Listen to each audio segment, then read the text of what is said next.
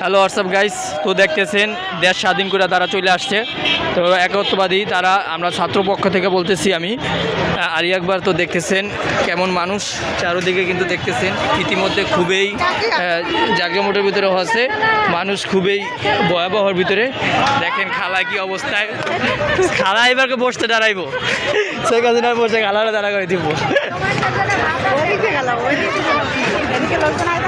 So guys, তো ইতিমধ্যে আপনারা কিন্তু দেখতেছেন বহুত লোক এই ধরনের গণ আন্দোলন বলে যাকে, আপনারা এই আন্দোলনে অবশ্যই আপনারা শরিক হবেন।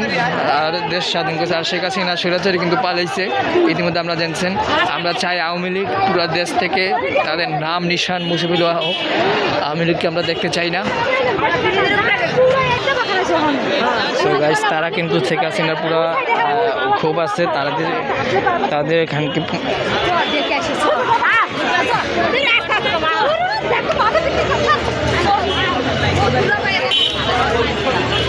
তো গাইস দেখতেছেন পরিস্থিতি কিন্তু খুব আস্তে ধীরে ঠান্ডার দিকে যাচ্ছে, কারণ ওরকমের কিছু নেই আর কি।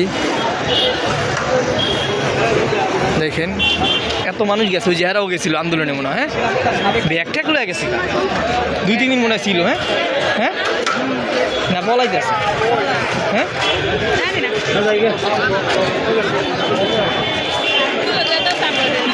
আমার মনে হয় পলাই গো। গাছ দেখতেছেন দলে দলে কিন্তু মানুষ চলে আসতেছে, ওই ওদিক থেকে নামাই দিয়ে গাড়ি জায়গা, তাই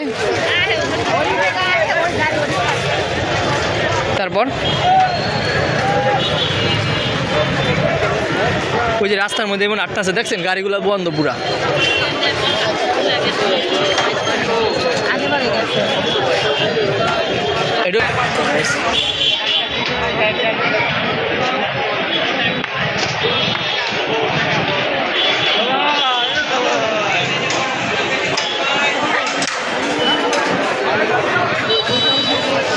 স্বাধীন হওয়ার একটা পর্বর মতন এটা, নতুনভাবে স্বাধীন হয়েছে, স্বৈরাচারীর কাছে এতদিন দেশ ছিল সেই কারণে। তো গাইস এই মহিলারাও কিন্তু দেখতেছেন গেছে, এই যে দেখতেছেন আমাকে পরিচিত ওমরের ভাই, এইটা মোবাইল টেপটা আছে, ওও গেছে দেখছো তোমরা খালি। তো গাইস